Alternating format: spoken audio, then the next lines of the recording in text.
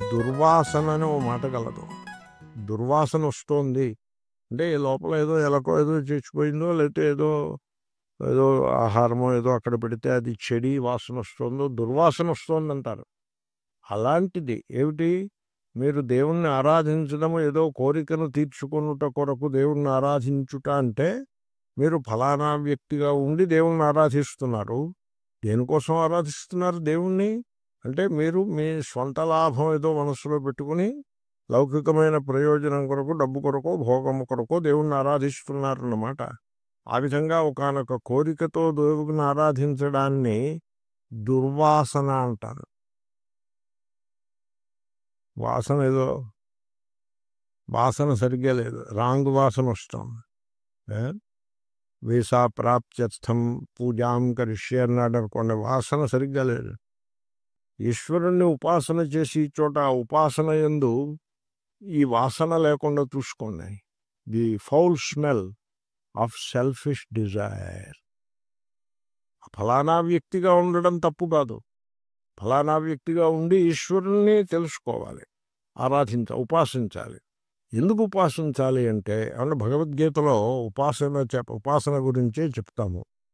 ఊరికే పూజాధికమ స్తోత్రము ఇలాంటివి భగవద్గీతలో చెప్పరు, ఉపాసన గురించే చెప్తారు. అలాంటివి ఒకవేళ ప్రసంగం వచ్చినా ప్రాముఖ్యం ఉపాసనకే ఉంటుంది. అంటే ప్రేమ. పత్రం పుష్పం ఫలంతో ఈజ్ నాట్ ఇంపార్టెంట్. ఇప్పుడు మీకు ప్రేమ ఉన్నది, నా యందు ప్రేమ కలదు, నాకు ఒక కప్పు టీ ఇచ్చారనుకోండి, ఈ కప్పు టీ ఈజ్ నాట్ ఇంపార్టెంట్, ఆ ప్రేమయే ముఖ్యం.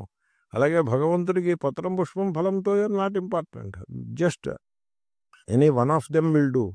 4 కూడా అక్కర్లేదు, అది కూడా ఒక్క పుష్పం ఉంటే చాలు. ఇప్పుడు భగవద్గీత యందు ఆరాధన శబ్దానికి అర్థము కర్మ అనే అర్థం కాదు. కర్మ వెనుక ఉండే స్పిరిటే ఇక్కడ ముఖ్యం. గీత యొక్క లక్షణం అది, ఉపనిషత్తు కదా. సో కాబట్టి మీరు ఫలానా వ్యక్తిగా ఉన్నంత వరకు ఆ రకమైన ఒక ఇబ్బంది, లేకపోతే ఒక అల్పత్వము, పరిచ్ఛేదము మీ యందు మీకు అనుభవానికి వస్తున్నంత వరకు తప్పేం కాదు. అలా వస్తుంది. వచ్చినంత వరకు మీ లోపల ఉన్నటువంటి ఆ చైతన్య రూపంగా ఉండే పరమాత్మను మీరు ఉపాసించండి. ఉపాసించేటప్పుడు మటుకు కోరికలు మొదలైన ఆ వాసన, ఆ దుర్వాసన లేని విధంగా మీరు ఉపాసించండి, నిష్కామంగా ఉపాసించండి. అలా ఉపాసిస్తే ఏమవుతుంది? మీరు ఆ గ్యాప్ని క్లోజ్ చేసేస్తారు. ఆ గ్యాప్ డిజపేర్ అయిపోతుంది. అయిపోయి ఆ ఉపాసన నుంచి జ్ఞానంలోకి వెళ్తారు.